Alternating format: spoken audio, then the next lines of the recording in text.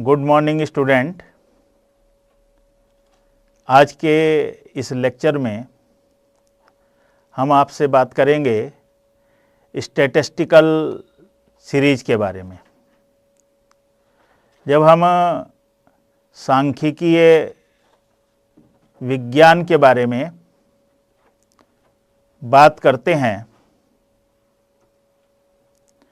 तो वहाँ पर जो डेटा हमारे पास होता है उस डेटा को एनालाइज करना होता है, और उस डेटा को एनालाइज करने के लिए हम उन समंकों को, उन डेटा को स्टैटिस्टिकल सीरीज में बांटते हैं। जो स्टैटिस्टिकल सीरीज है उसको यदि हम स्ट्रक्चर के बेस पर, संरचना के बेस पर, संरचना के आधार पर यदि हम डिस्ट्रीब्यूट करें तो जो सीरीज है उसको हम 3 श्रेणियों में वर्गीकृत कर सकते हैं। पहली श्रेणी को हम व्यक्तिगत श्रेणी के नाम से जानते हैं, जिसको कि इंडिविजुअल सीरीज के नाम से जाना जाता है। जो समंक होते हैं, जो डेटा होते हैं, उनको हम इंडिविजुअल सीरीज या जिसको कि हम व्यक्तिगत श्रेणी के नाम से जानते हैं।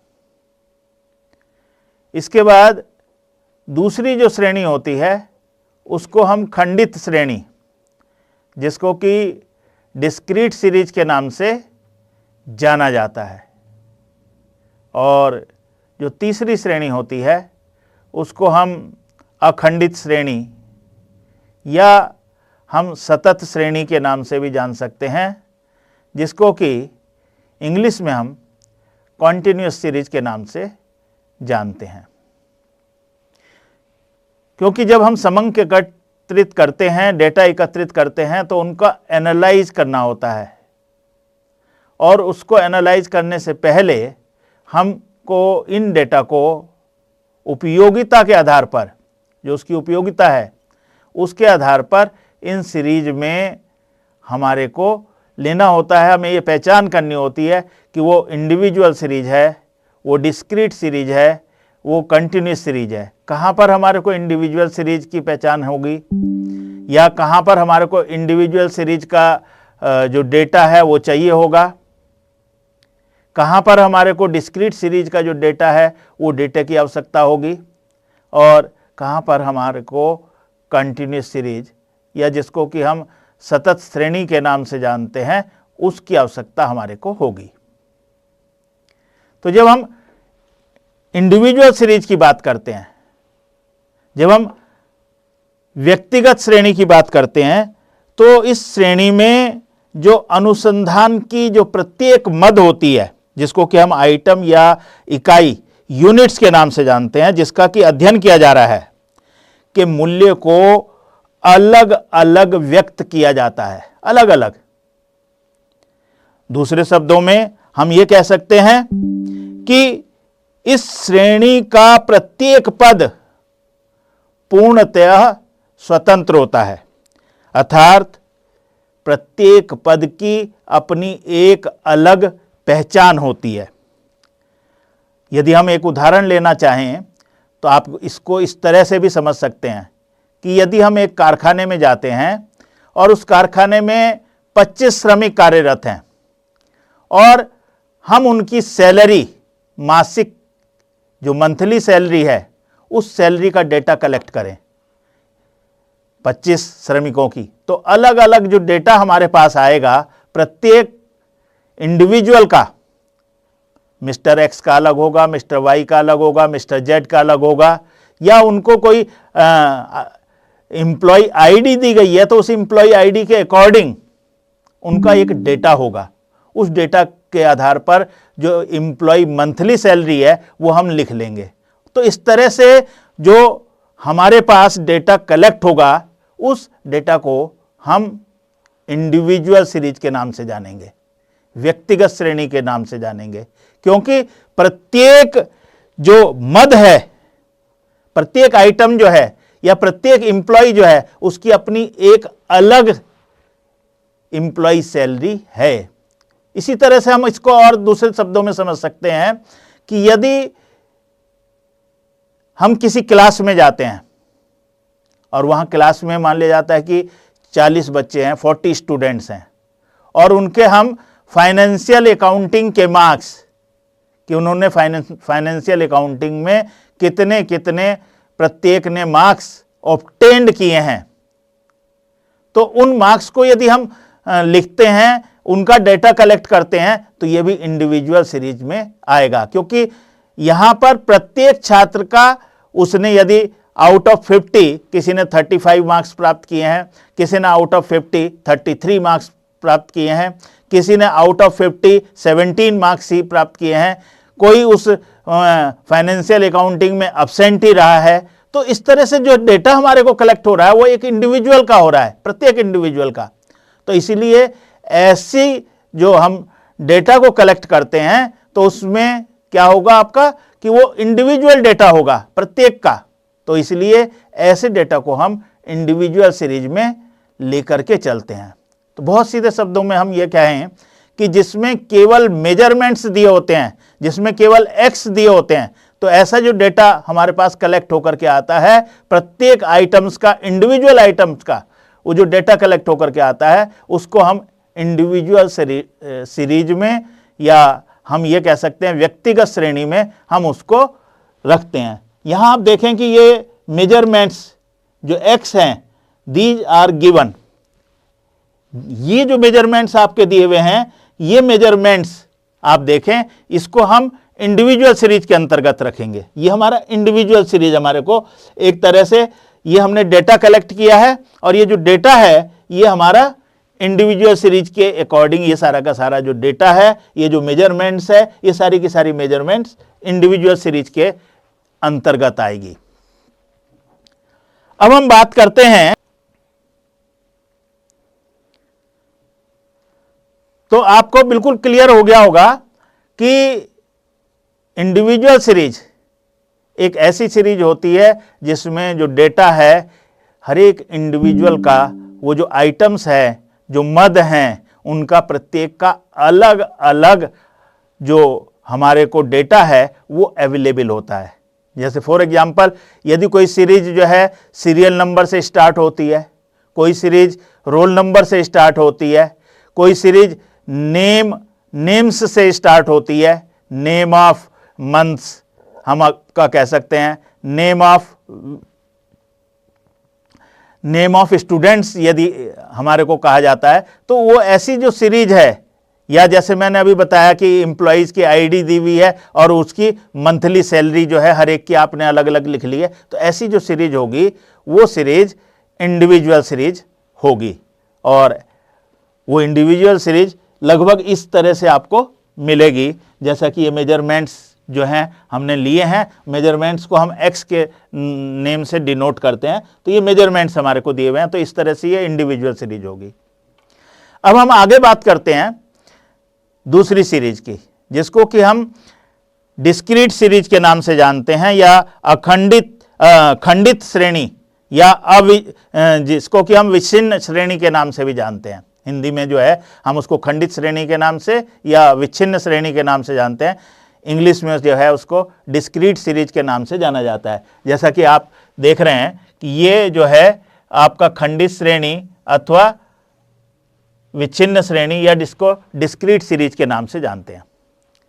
अब ये जो श्रेणी होती है, ये जो सीरीज होती है, जैसा कि इसके नाम से ही आपको क्लियर हो रहा है, इसमें आपको मेजरमेंट्स के साथ साथ उनकी फ्रीक्वेंसी भी दी हुई होगी, उसकी बारंबारता भी दी होगी कि उसकी क्या बारंबारता है, क्या उसकी फ्रीक्वेंसी है। जैसे ये जो हमारे पास थी ये इंडिविजुअल सीरीज थी, लेकिन यदि हम इसको डिस्क्रीट सीरीज में कन्वर्ट करें तो क्या डिफरेंस आ जाएगा, इसको आप समझ सकते हैं। तो इसमें सबसे पहले हम देखते हैं कि ये जो मेजरमेंट्स हमारे को दिए हुए हैं, इस मेजरमेंट्स में यदि हम देखें तो सबसे छोटा जो मेजरमेंट्स है वो हमारे को 1 दिया हुआ है, और जो मैक्सिमम मेजरमेंट है वो 9 है। तो 1 to 9 ये सारे के सारे मेजरमेंट हैं। तो यहां हम देखते हैं कि जो x है वो हम यहां x लिख लेते हैं,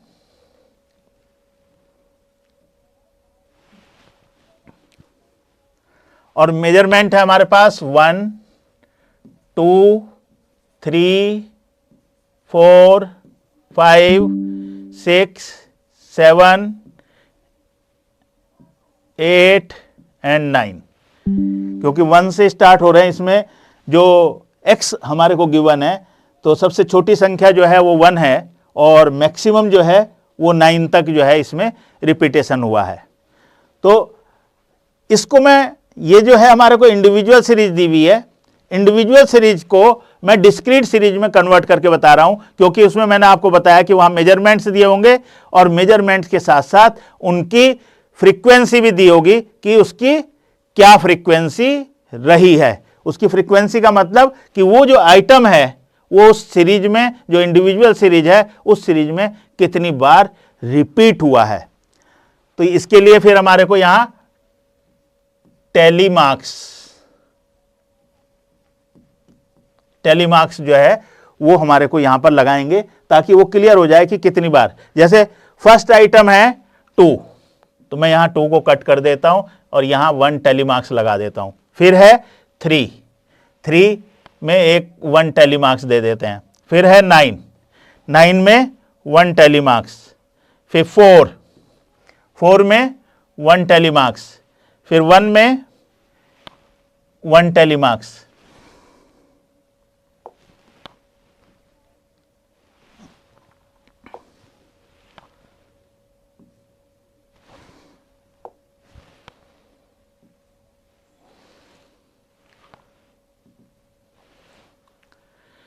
फिर 7 4 5, तो 7 को 1, 4 को 1, 5 को 1, 7 4 5। फिर 4 1 4, एक 4 को, एक टेलीमार्क्स 1 को, और फिर अगेन 4 को। फिर इसके बाद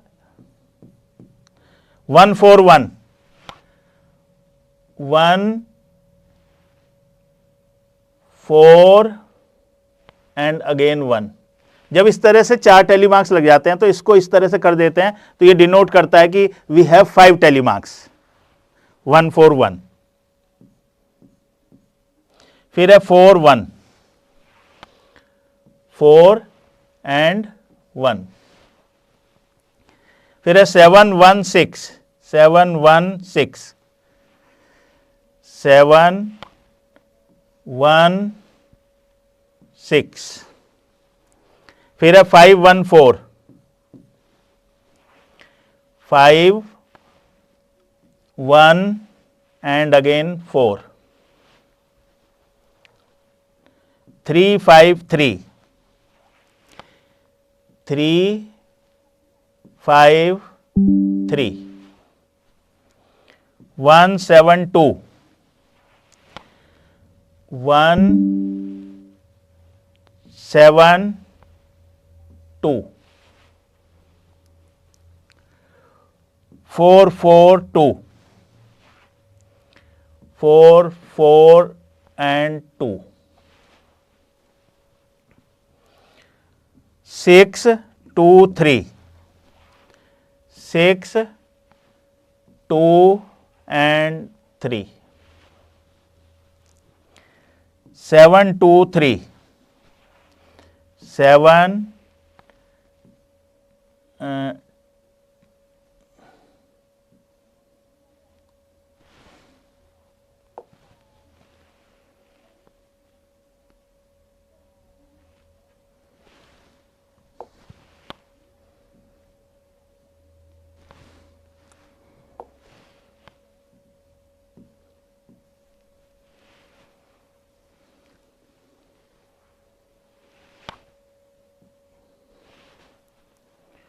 1 5 4, 1 5 and 4। 8 1 6, 8 1 and again 6। 8 9, 8 and 9। तो इस तरह से ये आपने देखा कि जो टैली मार्क्स हैं, ये टैली मार्क्स हमने लगा दिए। तो ये टैली मार्क्स जो डिनोट करेगा वो किस चीज को डिनोट करेगा, वो उसकी फ्रीक्वेंसी को डिनोट करेगा। जैसे मेजरमेंट है x1 1 है ये, तो 1 जो है किसको करेगा डिनोट, वो मेजरमेंट x, और उसका टैली मार्क्स कितने हैं, उसके जो टैली मार्क्स हैं वो 9 हैं। कितने हैं, 5 5 एंड 4 9। तो इसकी जो फ्रीक्वेंसी है वो क्या हो गई, 9 हो गई।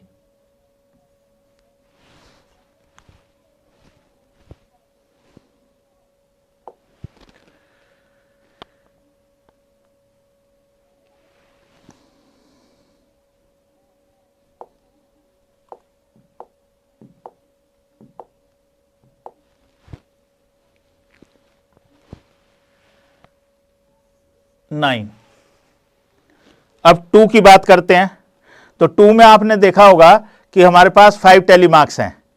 कितने टैली मार्क्स हैं, 5, 1 2 3 4 5। तो 5 इसकी फ्रीक्वेंसी हो जाएगी। अगर हम 3 की बात करें तो 3 में अगेन हमारे पास जो टैली मार्क्स हैं दैट इज 5। तो 5 टैली मार्क्स जो है हम यहां पर इसकी फ्रीक्वेंसी 5 हो जाएगी। 4 की यदि हम बात करें तो 4 में जो टैली मार्क्स मेरे को दिख रहे हैं वो टोटल हमारे को 10 दिख रहे हैं। तो यहां हम क्या कर देंगे, 10। 5 में 4, 6 में 3, 7 में 4, 8 में 2 एंड 9 में 2। तो दीज आर द फ्रीक्वेंसी। तो यही सीरीज जो है now converted into discrete series, because it's has given the measurement. ये इसके मेजरमेंट है 1 2 3 4 5 6 7 8 9, और फिर ये जो है इसकी हमारे को फ्रीक्वेंसी पता लग गई है। ये 9 है, ये 5 है, ये 5 है, फिर ये 10 है, ये 4 है, ये फिर 3 है, ये 4 है, फिर ये 2 है, फिर 2 है। तो ये इसकी फ्रीक्वेंसी हो गई। तो ये टोटल जब हम इसको इस तरह से कन्वर्ट कर लेते हैं तो ये इंडिविजुअल सीरीज जो है डिस्क्रीट सीरीज में कन्वर्ट हो जाती है। तो डिस्क्रीट सीरीज की सबसे बड़ी पहचान ये है कि उसमें मेजरमेंट्स के साथ साथ फ्रीक्वेंसी भी आपको गिवन होंगी, उसमें फ्रीक्वेंसी भी दी गई होंगी। अब तीसरी सीरीज की बात करते हैं जिसको कि हम कंटिन्यूस सीरीज के नाम से जानते हैं। जो कंटिन्यूस सीरीज होती है, सबसे पहले हमने इंडिविजुअल सीरीज की बात करी जिसमें केवल और केवल मेजरमेंट्स हमारे को गिवन थे। फिर डिस्क्रीट सीरीज की बात की, उस डिस्क्रीट सीरीज में मेजरमेंट्स के साथ साथ उनकी फ्रीक्वेंसी भी हमारे को गिवन थी, हमारे को फ्रीक्वेंसी दी गई थी, या हमने उनकी फ्रीक्वेंसी कैलकुलेट कर ली थी, निकालनी थी। किस तरह से निकाली थी वो मैंने आपको बताया। इसके बाद यदि हम आगे चलते हैं तो कंटिन्यूस सीरीज की बात आती है। और ये जो कंटिन्यूस सीरीज है ये आपको मालूम होना चाहिए कि जब जो हमारे पास मान लिया था इस तरह की ये जो मेजरमेंट्स दिए हुए हैं, बहुत सारे मेजरमेंट्स हैं, अभी तो मेरे ख्याल से लगभग 40 या 45 के आसपास मेजरमेंट्स दिए हुए हैं लगभग। अब ये 100 हो, 1000 हो, 900 हो, तो जब इस तरह से मेजरमेंट्स दिए हुए होंगे तो उसको लिखना और उनमें से कोई ना कोई मेजरमेंट छूट जाना जो है स्वाभाविक है। तो इसलिए हमारे को आवश्यकता पड़ती है, जब रेंज ज़्यादा होती है, रेंज अधिक होती है, तो हम उनको क्या करते हैं, उस फ्रीक्वेंसी को फिर क्लास इंटरवल के रूप में डिस्ट्रीब्यूट कर देते हैं। हम उसको क्लास इंटरवल के रूप में डिस्ट्रीब्यूट कर देते हैं। अब उसमें क्या होता है, उसमें भी इसी तरह से ये जो हमारी इंडिविजुअल सीरीज है, उस इंडिविजुअल सीरीज को हम फिर एक क्लास इंटरवल लेकर के उसको कंटिन्यूस सीरीज में, क्योंकि एक ग्रुप का जो क्लास इंटरवल है वो दूसरे ग्रुप से कनेक्टेड रहता है, उसको कनेक्ट किया जाता है, वो कनेक्ट रहता है। तो इसलिए जो है फिर हम क्या करते हैं कि उस जो सीरीज हमारे पास है उसको हम कंटिन्यूस सीरीज में कन्वर्ट करते हैं। तो देखिए किस तरह से जो है हम इसको कंटिन्यूस सीरीज में कन्वर्ट करेंगे।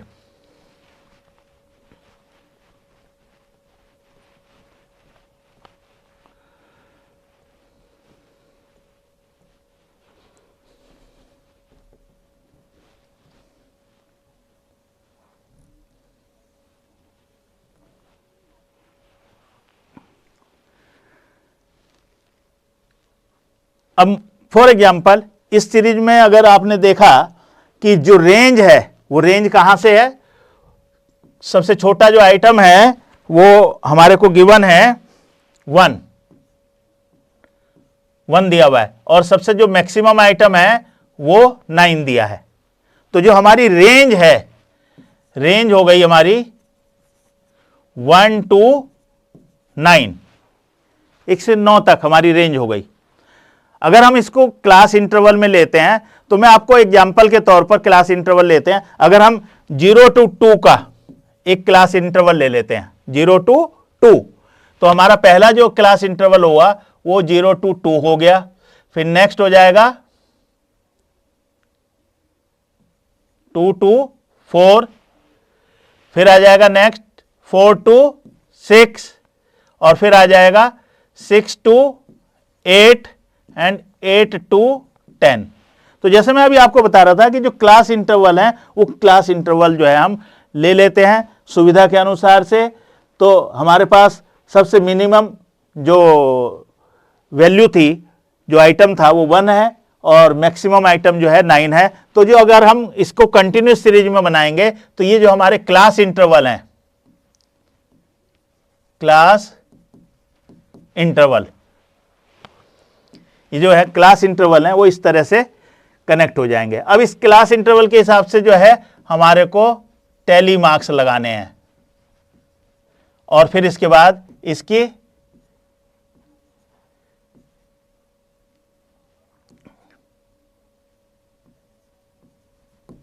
फ्रीक्वेंसी जो है वो हमारे पास आ जाएगी। तो जब टैली मार्क्स लगाएंगे, अब इसमें टैली मार्क्स कैसे लगेंगे, ये जो क्लास इंटरवल होते हैं इसमें जो क्लास इंटरवल हैं ये 2 तरह की सीरीज होती हैं, एक इंक्लूसिव सीरीज होती है और एक एक्सक्लूसिव सीरीज होती है। तो आज हम जो आपको क्लास इंटरवल के बारे में बता रहे हैं ये एक्सक्लूसिव सीरीज के बारे में बता रहे हैं। इसका मतलब ये हुआ कि यहाँ पर जो वैल्यू हमारे पास है वो 0 से लेकर के यहाँ पर जो वैल्यू लेनी है वो 1 तक की लेनी है, 0 to 1। यहाँ पर वैल्यू लेनी है 2 to 3, यानी कि जो लास्ट वैल्यू 4 है, 4 यहां नहीं आएगा, वो नेक्स्ट ग्रुप में जाएगा। यहां पर आएगा 4 to 5, ये वैल्यूज आ जाएंगी, और यहां आएगा 6 to 7, और यहां पर आ जाएगा 8 to 9। तो इस तरह से जो वैल्यूज हैं वो वैल्यूज हमारे को यहां पर लेनी है, उनकी जो फ्रीक्वेंसीज हैं वो फ्रीक्वेंसीज यहां टैली मार्क्स के माध्यम से हमारे को लेनी है। जैसे 0 to 2, तो यहां जितनी भी वैल्यूज हैं 0 to 2 में 0 to 1 वाली आएंगी। कितनी आएंगी? 0 to 1। तो 0 तो कोई है नहीं, 1 काउंट कर लेते हैं कि 1 कितने हैं। 1 2 3 4 5 6 7 8 9 10, तो कुल मिलाकर के 10 जो है टैली मार्क्स 1 2 3 4 5 6 7 8 9 10, और इसकी फ्रीक्वेंसी हो जाएगी 10। 2 to 4 में मैंने क्या बताया था कि हम 2 से लेकर के और 3 तक की जो फ्रीक्वेंसी हैं, जो मेजरमेंट्स हैं, उनको काउंट करेंगे, यानी कि 2 and 3। तो 2 and 3 में 1 2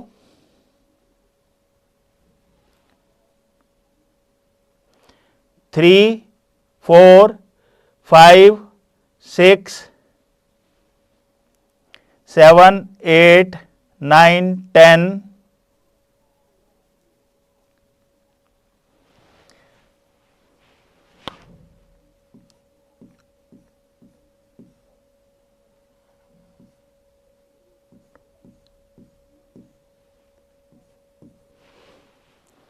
तो इस तरह से ये भी फ्रीक्वेंसी कितनी आ जाएगी? 10 आ जाएगी।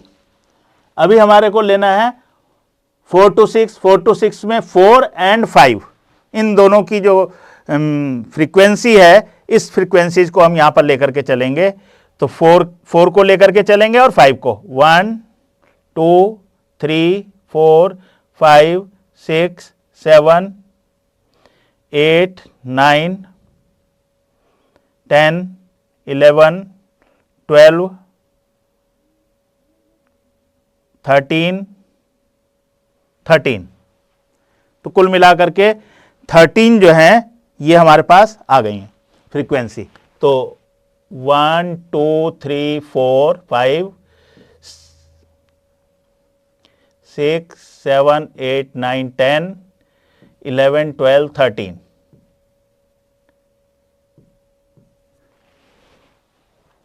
यहां पर यदि आप देखें 6 to 8 इस क्लास इंटरवल की बात करते हैं तो 6 to 8 में आएगा आपका 6 to 7। 6 की वैल्यू जाएंगी जितनी मेजरमेंट्स की दी हुई हैं उनकी हम फ्रीक्वेंसी लिखेंगे और 7 की लिखेंगे। तो देखते हैं कितनी है, यहां इसमें वैल्यू ढूंढते हैं। 1 2 3 4 5 6 1 2 3 4 5 6।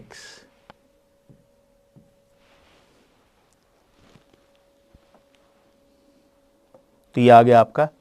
नेक्स्ट है 8 to 10। 8 to 10 का मतलब होगा 8 and 9, क्योंकि जो हम इंक्लूसिव सीरीज लेते हैं तो उसमें लास्ट वाली जो वैल्यू होती है वहां उसमें इंक्लूड नहीं होती है, वो एक्सक्लूसिव सीरीज में, सॉरी। तो 8 to 10, तो यहां आ जाएगा 8 से 9 तक की वैल्यू को हम लेकर के चलेंगे। तो 9 1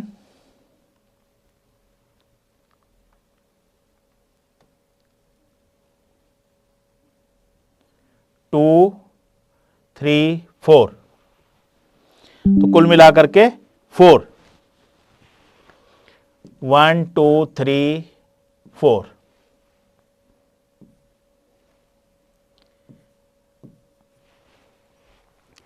तो इस तरह से यदि आप देखें तो ये इसके टोटल यदि हम कर लें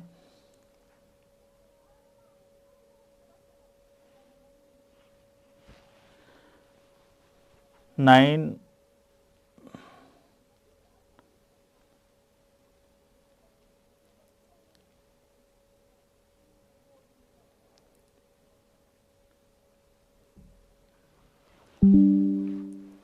तो इस तरह से ये आपने देखा कि ये जो सीरीज है इस सीरीज को हमने कंटिन्यूस सीरीज में चेंज कर दिया। तो यही सीरीज जो है, यही मेजरमेंट्स हमारे को दिए थे जिसको कि हमने इंडिविजुअल सीरीज के रूप में समझा।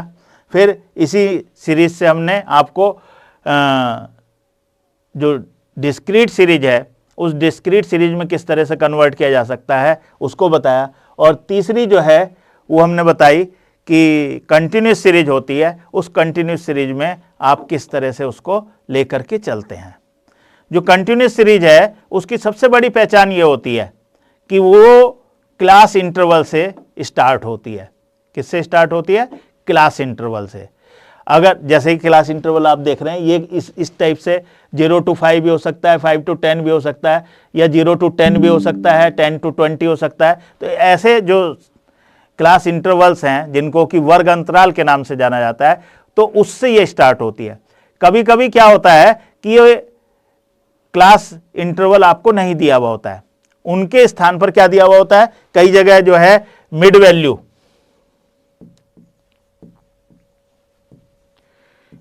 लिखी हुई है। अब मिड वैल्यू क्या होती है?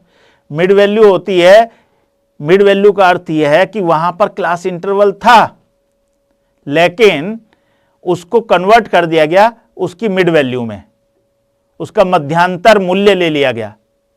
किस तरह से? जैसे अगर मैं 0 to 2 है इसकी मिड वैल्यू निकालूंगा तो 0 और 2 को ऐड कर लेता हूं और उसको डिवाइडेड बाय 2 कर देता हूं तो इसकी मिड वैल्यू आ जाएगी 1। इसी तरह से 2 और 4 इसका टोटल कर लेता हूं तो ये आ जाता है 6, इसकी मिड वैल्यू आ जाएगी 3। इसी तरह से 4 और 6 का टोटल यदि हम करते हैं तो उसका जो टोटल है वो हो जाएगा 10 डिवाइडेड बाय 2 5। तो इस तरह से मिड वैल्यू को सेंट्रल वैल्यू भी कह सकते हैं, मिड पॉइंट भी कह सकते हैं, सेंट्रल पॉइंट भी कह सकते हैं। तो कभी कभी mid value, central value, centre point, mid point, इससे भी कभी कभी वो स्टार्ट होती है और देखने में ऐसा लगता है कि वो डिस्क्रीट सीरीज है, जबकि वो डिस्क्रीट सीरीज नहीं है, क्योंकि उसके ऊपर लिखा हुआ है मिड वैल्यू। Mid value. इसी के अलावा कई बार सीरीज में लेस देन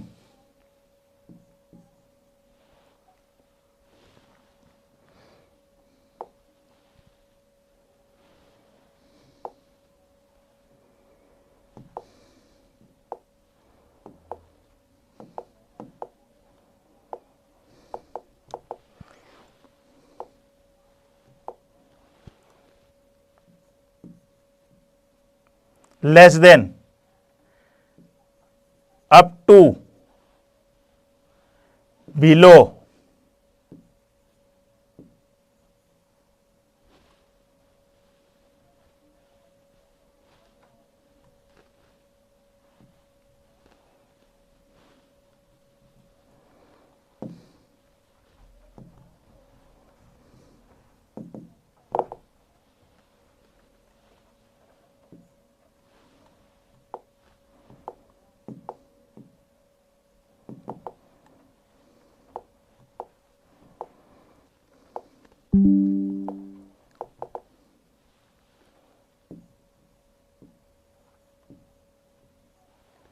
कभी कभी लेस देन, अप टू और बिलो, इससे भी ये जो कंटिन्यूस सीरीज है वो स्टार्ट हो सकती है। लेस देन का मतलब से कम, अप टू तक, अब तक, और बिलो से नीचे।